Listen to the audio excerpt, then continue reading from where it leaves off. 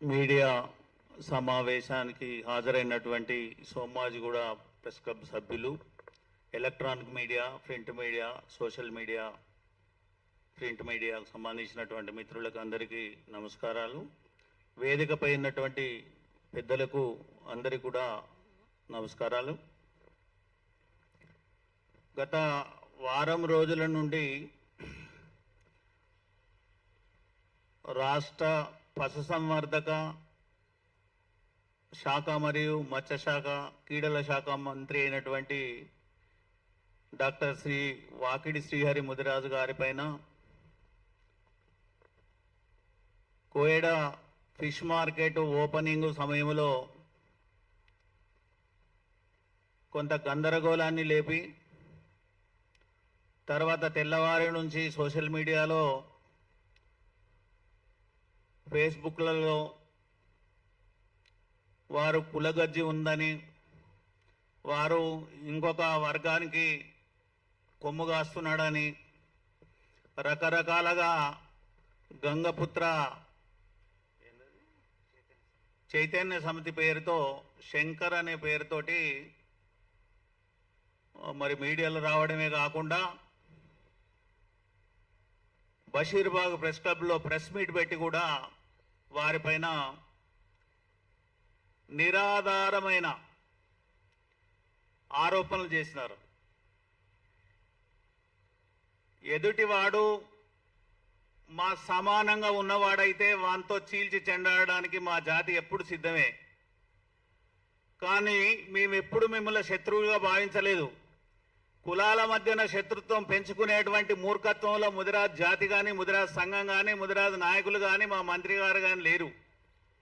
రాష్ట్ర ప్రభుత్వం తీసుకున్న నిర్ణయం మేరకు మెజార్టీ మత్స్యకార సంఘాలలో ముదిరాజులే ఉన్నప్పటికీ ఏ ముదిరాజు బిడ్డను మత్స్యశాఖ చైర్మన్ చేయకుండా బెస్సా గంగపుత్రకు సంబంధించినటువంటి బిడ్డను 2 సంవత్సరాలు మత్స్యశాఖ చైర్మన్గా చేయడం జరిగింది. మాకు దుఃఖం ఉన్నా, మాకు బాధ ఉన్నా కడుపులో పెట్టుకున్నాం తప్ప ఇతర కులాల మీద కసిని మేము వెళ్ళగక్కలే. 2 రోజులు కూడా కాలేదు ఆ మత్స్యశాఖ చైర్మన్ పదవి వేయిన తెల్లవారి నుంచే. అది ఫోటోకాల్కు సంబంధించిన విషయం, అది అధికారులు చూసుకోవాల్సిన అవసరం ఉంటుంది. ఫోటోకాల్లో ఎవరి పేరు పెట్టాలి, ఏం పెట్టాలి, ఎవరిని పిలవాలనేది. కానీ అది ఆ మార్కెట్ ఆయన తొలగిపోయినాకనే చేయాలని చేసినట్టు, లేకుంటే దానికి మంత్రే కారణమైనట్టు, మంత్రే ఇతర బీసీ కులాలకు అన్యాయం చేస్తున్నట్టు వక్రీకరిస్తూ రకరకాల వీడియోలు మాట్లాడుతున్నారు. మేము ఈ సోమాజిగూడ ప్రెస్ క్లబ్ నుంచి ఇది మొత్తం గంగపుత్ర సమాజం చేస్తుందా, లేకుంటే ఎవరైనా పేడ్ అంటే ఎవరైనా డబ్బులు ఇచ్చి చేపిస్తే మంత్రి గారిని అపవాదు చేయడం కోసం చేస్తున్నారా? ఇది గంగపుత్ర సమాజం, గంగపుత్ర సంఘాల నాయకులు తెలియజేయాల్సినటువంటి అవసరం ఉంది. ఎందుకంటే మీకు మాకు వైరుధ్యం ఎక్కడ లేదు. మేము మిమ్మల్ని శత్రువులుగా భావించడం లేదు. ఒకే వృత్తిని కొనసాగుతున్నటువంటి మేము ఏ గ్రూపులో లేకున్నా 40 ఏళ్లుగా దరిద్రాన్ని, పేదరికాన్ని అనుభవిస్తున్నట్టు ఈ ప్రభుత్వం తీసిన లెక్కలే చెప్తుంటే, ఈ ప్రభుత్వం చెప్పిన లెక్కలే చెప్తే అత్యధిక జనాభా కలిగి ఉండి ఆ మత్స్య సంపదలో పూర్తిగా సభ్యత్వాలు రాక, కొత్త సొసైటీలు కాక, జీవో 6 అమలు కాక అలమటిస్తుంటే దళారీ వ్యవస్థకు పునాదులైన మీరు, మేము ఇన్ని రోజులు మాట్లాడలే, ఇప్పుడు ఖచ్చితంగా మాట్లాడతాం. ఎవడు మాట్లాడినా చీరి చింత గట్టుడే. ధర్మం మీద, న్యాయం మీద, చట్టం మీద, రాజ్యాంగం మీద మీకు నమ్మకం ఉంటే గత ప్రభుత్వం ఇచ్చిన 6 జీవోను అమలు చేయండి. నిజమైనటువంటి మత్స్యకారుడు ఎవడైతే ఉన్నాడో ఆయనకి సభ్యత్వం వచ్చే అవకాశం ఉంటుంది. చచ్చిపోయిన వాళ్ళ పేరు మీద సభ్యత్వాలు ఉన్నాయి. దళారీ వ్యవస్థను చేస్తాం, మేము వీళ్ళందరి మీద స్పీడ్కే యాక్ట్ పెడదామని చెప్పిన గత ప్రభుత్వం అది కాశీకి వేయింది.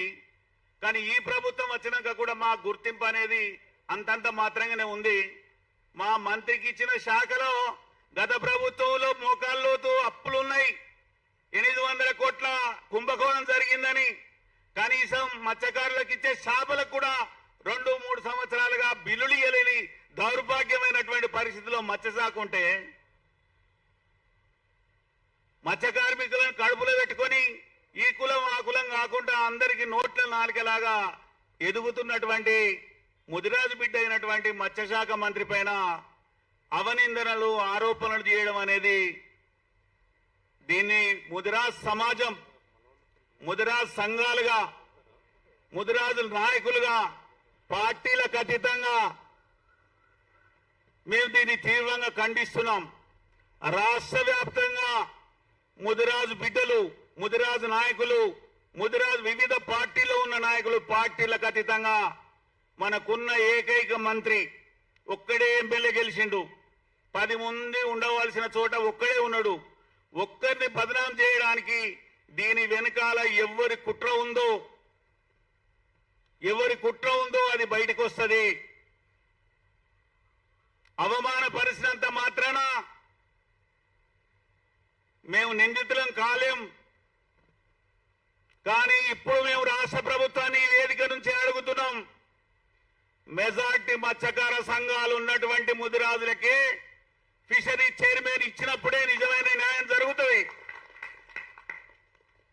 అత్యధిక జనాభా కలిగినటువంటి ముదిరాజులకు 5 నుండి 6 కార్పొరేషన్ చైర్మన్లు ఇచ్చినప్పుడే మా జాతిని మేము కాపాడుకోగలుగుతాం. మీ పార్టీలో ఉన్నతమైనటువంటి పదవులు ప్రభుత్వం మీకు ఇచ్చింది, ప్రభుత్వం మీకు వచ్చింది కనుక అందులో మా శ్రమ ఉంది కనుక మీ పార్టీలో కూడా ఉన్నత స్థానంలో ముదిరాజు బిడ్డలకు ఇవ్వాల్సిన అవసరం ఉంది. ఇవాళ మమ్మల్ని ప్రతి ఒక్కడు మీరేం గౌరవించరు. మీరు మాకు పదవులు ఇయ్యరు. మా బిడ్డలకు మీ పార్టీలో పనిచేసిన వాళ్ళకు రోడ్డు మీద తిరిగేటోళ్ళకి ఇవ్వంట్లే. మీకు ఆ ఉద్దేశం ఉంటే నిజంగా మీ ప్రభుత్వం రావడానికి తెలంగాణ ఉద్యమంలో పనిచేసిన నాయకులతో పాటు ప్రజా సంఘాల్లో పనిచేసిన నాయకులతో పాటు మీ పార్టీలో జెండాలు మోసి కాళ్ళకు చెప్పులు అరిగేలాగా మిమ్మల్ని అధికారంలో తెచ్చినటువంటి కాంగ్రెస్ పార్టీలో పనిచేస్తున్న బిడ్డలకు కూడా మీరు ఇవ్వచ్చు. గతంలో ప్రభుత్వాలు ఇచ్చినాయి. ఇప్పుడు ప్రభుత్వాలు కూడా మొన్నటిసారి 2 సంవత్సరాల పూర్వం ఇచ్చిండ్రు. మాకు ఒక ముదిరాజ్ కార్పొరేషన్ తప్ప ఒక్క కార్పొరేషన్ కూడా ఇయ్యలేదు. ఇలా మీరు చిన్న చూపు చూస్తుంటే మమ్మల్ని అవమానం చేస్తున్నారు. మా ప్రతిఘటన ఎట్లుంటుందో, మేము కొట్లాడాలనుకుంటే ఎట్లుంటామో, మాకు శత్రువులు కాని వాళ్ళతో కొట్లాడడం, మాకు శత్రువుతోటి కొట్లాడతాం. బీసీ కులాలు, ఎస్సీ కులాలు, ఎస్టీ కులాలు, మైనార్టీలు, పేద వర్గాలు అధికారంకు అంటరానితనంగా ఉన్నటువంటి వాళ్ళని హక్కున చేర్చుకునే జాతి మాది. న్యాయం, ధర్మం, నీతి, నిజాయితీకి మారుపేరైనటువంటి మా మంత్రిని మరి ఎక్కడైనా చూపెట్టు, మరి ఏం తప్పు చేసినాడో మా మంత్రి గారు చూపెట్టండి. ఖబర్దార్, మా సహచర కులస్తులారా, ఇది మీకు కూడా అవమానమే. మంత్రిపై అవమానం పరచడం అంటే మీకు మన బీసీ కులాలందరికీ కూడా ఇవాళ చురుకుగా చొచ్చుకొని పోయి అందరిలో ఆడ ఫండ్ ఉన్నా లేకపోయినా, డబ్బులున్నా లేకపోయినా చురుకుగా పనిచేసి ముందుకు వెళ్తున్నటువంటి నాయకుడిని బదనాం చేసినంత మాత్రాన మేము వెనుకకు దగ్గం. దీన్ని ప్రజాస్వామికవాదులు, మేధావులు, కవులు, కళాకారులు, ఉద్యమకారులు న్యాయాన్ని, ధర్మాన్ని, బీసీ వర్గాల ఐక్యతను, రేపు బీసీల రాజ్యాధికారాన్ని సాధించడం కోసం అందరం మమేకంగా ఉండాల్సినటువంటి అవసరమే. ఎంతకాలం మనం వీళ్ళ కింద పనిచేసినంత కాలం, ఎంతకాలం వీళ్ళ వెనకాల మనం ఉన్నంత కాలం మనం అడుక్కునుడే తప్ప అధికారం అనేది మన కనుచూపు మేరలో కూడా రావటం లేదు. ఇది తెలంగాణ తెచ్చుకుంటే మాకేమో వస్తుందని కొట్లాడిన వాళ్ళం, తెలంగాణ వచ్చినాక మాకు వస్తుందని ఆశపడ్డోళ్ళం. ఆ ప్రభుత్వం ఇయ్యలేదు, ఆ ప్రభుత్వం పోతే ఈ ప్రభుత్వం వస్తే ఏమన్నా చేస్తుందని ఆశపడ్డోళ్ళం. అన్నళ్ళు మీరే రాసిండ్రు, మీ కళాలు అరిగిపోయేటట్టు రాసిండ్రు మా గురించి. మీ గొంతులు ఆరకపోయేదాకా మాట్లాడినారు టీవీలలో. కానీ ఈ భిక్షపు బతుకుల్లాగా చేస్తున్నటువంటి ప్రభుత్వం కూడా, పోలీస్ అధికారులు, ఇంటెలిజెన్స్ అధికారులు కూడా మాకు రావాల్సిన న్యాయమైన హక్కులు మరో సందర్భంగా మేము తప్పకుండా మా కష్టాలేందో, మా సుఖాలేందో, మా పోరాటం ఏందో, మా పోరాట రూపాలేందో చెప్తాం. కానీ ఇప్పుడైతే తీవ్రంగా మంత్రి గారి పైన చేసినటువంటి ఆరోపణలను ఖండిస్తూ నిజంగా మంత్రి గారి మీద, మన కులాల మీద, మన ఐక్యతను కోరుకునే వాళ్ళైతే గంగపుత్ర సంఘాలే ముందుగా ప్రెస్ మీట్ పెట్టి ఆ ఆరోపణలను ఆ తప్పులను ఖండించాల్సిందిగా కోరుతున్నాం. మీరు ఏ రిజర్వేషన్ అన్న సాధించుకోండి, ఏ కులంకి ఏ రిజర్వేషన్ అన్నారా అని మేము వ్యతిరేకించాం. కొంతమంది ఎస్టీలో చేరమంటారు, కొంతమంది ఎస్సీలో చేర్చమంటారు, కొంతమంది ఇంకేదో రకంగా చెప్తారు. మేము 18 రాష్ట్రాలలో ఎస్సీలుగా ఉన్నోళ్ళం, కానీ మేము ఎవరిని వ్యతిరేకించాం. మాకు కావాల్సిన హక్కులు మాత్రమే ప్రభుత్వాన్ని అడుగుతాం కనుక కులాల మధ్యన సైక్యత రావాలని, మనం కలిసే ఉండాలి, ఇటువంటి తప్పుడు విధానాలు చేసే వాళ్ళను ఖండించాలి, బహిష్కరించాలి అని చెప్పి తెలియజేస్తూ ముగిస్తున్నాను. Thank you very much.